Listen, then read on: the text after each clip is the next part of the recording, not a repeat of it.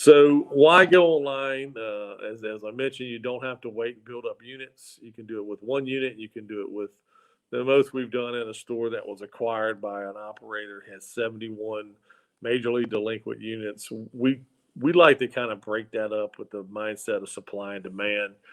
The bidders, your customers on an auction, they can only absorb so many units. So if you have 10 by 20s that are full, I mean, it takes a lot to empty those units. Um, Giving the bidders an opportunity to be able to absorb the best product that they can get to.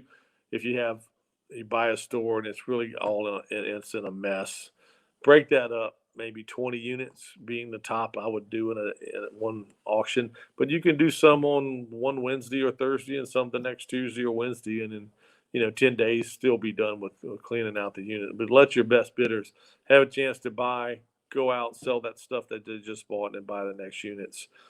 With the internet, of course, you can reach thousands of potential bidders. Every month we sell some kind of crazy item that someone randomly knows what it is, and it goes for much more than what most of us would look at and think these items should be worth. We had some ceramics in a unit in Miami. Uh, at at a live auction, I'd have been happy to get $20 for them. They look like little nativity scene feature, little ceramic pieces. The unit sold for $20,000. Um, Come to find out, they weren't nativity scene. They were some kind of collectible ceramic by an artist that more than one person knew. In fact, the winner actually bought a plane ticket and flew there from halfway across the country, rented a U-Haul, and drove the stuff back home. Um, Large crowds, you would think with COVID, everybody would go online. It didn't happen yet, but a lunch did to get rid of the craziness in your hallways of a climate control facility or crowding up in your office. That did bring a bunch of folks online at that point. And this the chaos that crowds sometimes bring.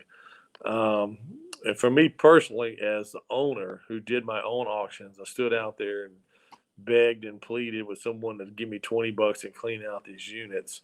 When I would finally have a good unit, you would see the collusion happening between bidders, and that was something that was always very frustrating to me. That they wouldn't really bid against each other. They may do a $10 or $20 bump, but when it gets to 40 and $50 on a really good unit, they wouldn't go higher than that because they were splitting the stuff up in the parking lot. So online, on most sites, don't allow bidder collusion.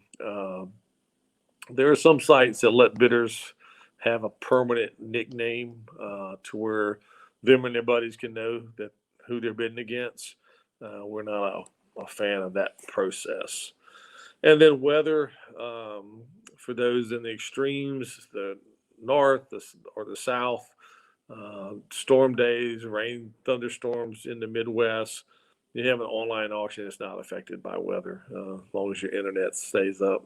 Bidders can do their thing.